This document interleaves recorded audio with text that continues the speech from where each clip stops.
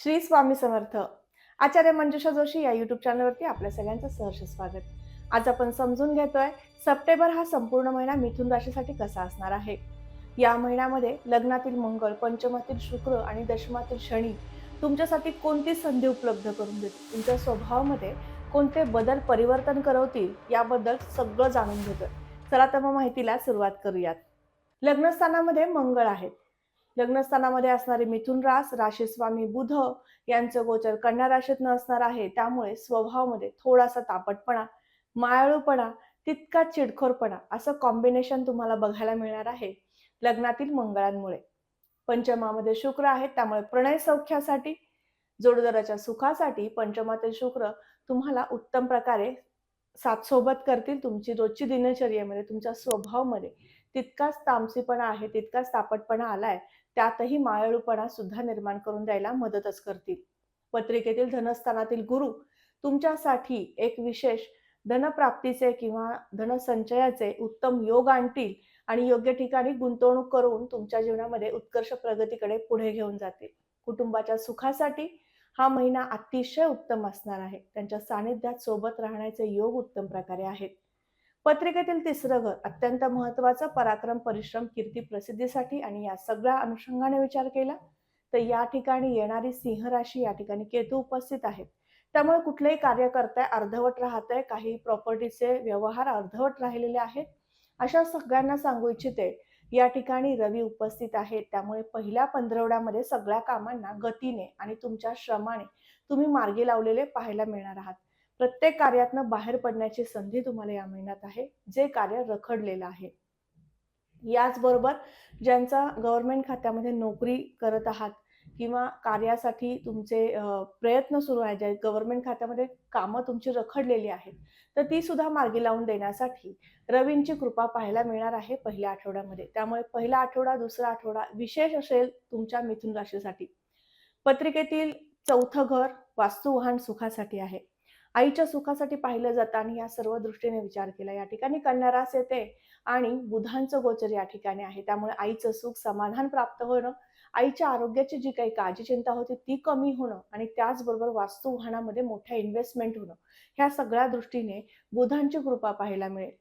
या ठिकाणी शनींची 7वी दृष्टी येते, कारण शनी दशमात आहेत, सप्तम दृष्टीने चतुर्थाला पाहतायत.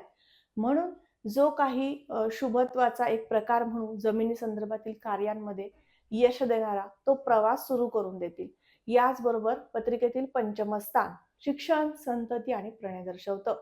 शिक्षणासाठी हा संपूर्ण महिना विचार केला गेल्यास तुमच्यासाठी नवीन संधी उपलब्ध करून देणारा, कॉमर्स किंवा सायन्स साईडने ज्यांचं शिक्षण सुरू आहे त्यांच्यासाठी अत्यंत उत्तम असा असणारा आणि त्याचबरोबर संगीत क्षेत्र, गायन, वादन, नृत्य, कला क्षेत्र यामध्ये काम करणाऱ्या वर्गाला विविध संधी उपलब्ध करून देणारा असा सगळा असणार आहे. शिक्षण घेणाऱ्या प्रत्येक स्त्री पुरुष वर्गाला मी प्रामुख्याने सांगेल, शुक्रांची अर्थात तुमच्या कुलदेवतेची उपासना तुमच्यासाठी लाभदायक ठरेल, तुम्हाला उत्तुंग असं यश प्राप्त करून घेण्यासाठी. पत्रिकेतील षष्ठ स्थान काय दर्शवतं? तुमचं आरोग्य. तुमचं आरोग्य पाहता या महिन्यामध्ये किरकोळ प्रमाणामध्ये त्वचा विकार होणं, अधिक उष्णतेचा त्रास होणं, काही अंशी रॅश येणं किंवा ॲलर्जीचे प्रॉब्लेम्स निर्माण होणं, असे काहीशे तक्रारीच्या या दरम्यान संभावना आहेत. म्हणून स्वतःच्या आरोग्याला विशेष जपायचं आहे, काळजी घ्यायची आहे. पत्रिकेतील सप्तम स्थानावरनं आपण जोडीदाराचं सुख पाहतो. या दरम्यान तुमच्या पत्नीचं किंवा पतीचं सुख तुम्हाला मिळू शकतं. उत्तम प्रकारे एकमेकांशी बोलून, संवाद करून तुम्ही तुमच्या जीवनातील ज्या अडीअडचणी आहेत त्या सॉर्ट आउट करू शकता. याचं कारण म्हणजे सप्तमामध्ये धनुरास येते आणि गुरूंचं धनस्थानातलं गोचर जे आहे ते तुम्हाला कुटुंब वत्सल बनवेल. तुमच्या स्वतःमध्ये संयम येईल. कुठलीही गोष्ट तुमच्या पत्नीकडनं किंवा पतीकडनं तुम्हाला योग्य पद्धतीने साथसोबत करणारी नसेल तरी सुद्धा त्यांच्या सोबत मला आज ना उद्या मिळेल हा विचार त्या ठिकाणी गुरु तुम्हाला देतील आणि त्यामुळे तुम्ही कुटुंबाला एकत्र आणण्याचा निश्चित प्रयत्न करू शकाल. पत्रिकेतील अष्टम स्थान आणि नवम स्थानाकडे जाऊयात. जो मृदू अधिकारी वर्ग आहे त्यांना विशेष सांगेल, तुमच्यासाठी हा संपूर्ण महिना अतिशय उत्तम असणार आहे आणि त्याचबरोबर जो गव्हर्नमेंट खात्यामध्ये नोकरी करतो, सरकारी नोकरदार वर्ग, या सगळ्यांसाठी सुद्धा उत्तम असा कालावधी आहे. या दरम्यान तुम्हाला तुमच्या कामामधनं गुणगौरव प्राप्त होणं, कामामध्ये योग्य पद्धतीने तुम्हाला गतीने ती कामे मार्गी लावता येणं आणि त्यामुळे अनेक लोकांच्या शुभ आशीर्वाद आणि शुभेच्छा तुम्हाला प्राप्त करून घेता येणं, हे चांगलं फळ मिळू शकतं. आणि याचबरोबर तुम्ही जर समजा औद्योगिक क्षेत्रामध्ये काम करताय किंवा तुम्ही स्वतः एखाद्या व्यावसायिक वर्ग आहात, औद्योगिक क्षेत्रामध्ये व्यवसाय करताय किंवा नवीन नोकरी शोधताय, तर या क्षेत्रामध्ये सिव्हिल इंजिनिअरिंग क्षेत्रामध्ये नोकरी शोधताय, तर तुमच्यासाठी सुद्धा शनींची कृपा पाहायला मिळणार आहे.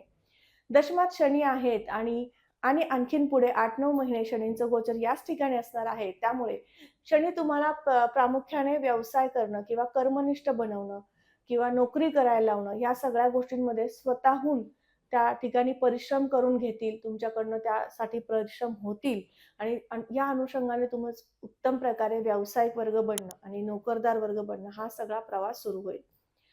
कुंडलीतील दशमस्थान हे अनेक प्रकारचे व्यापार दर्शवतं. या ठिकाणी आपण फक्त ह्या 2च गोष्टींचा विचार होणार नाही, की जमीन खरेदी-विक्री किंवा सिव्हिल इंजिनिअरिंग हे क्षेत्र किंवा इंजिनिअरिंग विभाग हा फक्त प्रामुख्याने दशमावर्ण नाही, परंतु या ठिकाणी जी रास आहे, त्यामुळे आपण याचा प्रामुख्याने उल्लेख केला. पण इतर सुद्धा व्यापारी वर्ग आहेत, त्यांच्यासाठी सुद्धा शनींची कृपा. तुमच्यामध्ये कष्टाळूपणा, जिद्दीपणा, संयमीपणा यासुद्धा चांगल्या बाबी निश्चित तुम्हाला पाहायला मिळू शकतात. ते सुद्धा याच महिन्यामध्ये. पत्रिकेतील लाभस्थान, लाभस्थिती दर्शवतं. लाभाचे, उत्कर्षाचे योग या महिन्यात आहेत का? हे पाहण्यासाठी आपण नक्कीच 11वं घर पाहतो. 11व्या घराच्या या सुंदर योगामुळे म्हणजेच 11व्या स्थानामध्ये असणारी मेष राशी आणि मंगळांचं गोचर हे गुरुयुक्त होणार आहे 18 सप्टेंबर नंतर. त्यामुळे गुरूंच्या कृपेने आणि मंगळ गुरूंच्या युतियोगामुळे तुमच्या जीवनामध्ये उत्कर्ष, प्रगती आणि पैशाची चंगळ-मंगळ पाहायला मिळणार आहे. ज्या काही अडचणी होत्या, सातत्याने होत्या, त्यावरती मात करता येणार आहे. व्यावसायिक लाभप्राप्ती किंवा व्यवसायामधनं मोठे लाभ प्राप्त होऊन तो व्यवसाय मोठा करणं, उत्कर्षाकडे जाणं, असे चांगले संकेत प्राप्त होताना दिसतायत आणि त्याचबरोबर खर्चाचं नियंत्रण सुटणं हाही योग आहे. त्यामुळे या महिन्यामध्ये ज्या काही मोठमोठ्या गुंतवणुकी होतील, त्यामुळे तुमचा पैसा खर्च होताना दिसतोय. त्याचबरोबर तुम्हाला या महिन्यामध्ये व्यावसायिक जो मोठ्या प्रमाणात गुंतवणुकीचे योग आहेत म्हणून पैसा खर्च होऊ शकतो. विनाकारण आरोग्यासाठी फार मोठा खर्च दिसून येत नाहीये किंवा विनाठायस आपण जो आपल्या चैनी हौशीसाठी खर्च करतो, तोही या महिन्यात फार मोठ्या प्रमाणात नाही. सगळ्यात महत्त्वाचे आहे ती उपासना का करायची ते समजून घ्या. दशमात शनी आहेत. कर्मनिष्ठ, चिकित्सक, चिकाटीने आणि संयमाने तुम्हाला सगळ्या गोष्टी प्राप्त करून देऊ शकतात. शनी चालीसा वाचनात ठेवा. जो वर्ग जमीन खरेदी-विक्री करतो किंवा कुठल्याही प्रकारच्या औद्योगिक क्षेत्रात काम करतो, या सगळ्यांसाठी विशेष लाभदायक ठरेल ही उपासना. गणपती स्तोत्र वाचनात ठेवा किंवा गणपतीचं दर्शन रोज नित्यनेमाने घ्या. यामुळे तुमच्यामध्ये संयमी आणि अधिक चांगल्या पद्धतीने कामाची कार्यक्षमता वाढलेली दिसून येऊ शकते. आज आपण समजून घेतलं मिथुन राशीच्या जातकांना संपूर्ण सप्टेंबर महिना कसा आहे. आजचा हा महत्त्वपूर्ण व्हिडिओ तुम्हाला कसा वाटला लगेचच कमेंट करून सांगायचं आहे. कमेंटमध्ये श्री स्वामी समर्थ लिहिण्यास अजिबात विसरू नका. तुम्ही आपल्या चॅनलवर नवीन असाल लगेच चॅनलला सबस्क्राईब करा, बेल आयकॉनला क्लिक करा. पुन्हा भेटणारच आहे अशाच महत्त्वपूर्ण माहितीसह. तोपर्यंत आत्ता आपली रजा घेते. श्री स्वामी समर्थ. जय जय स्वामी समर्थ. रामकृष्ण हरी.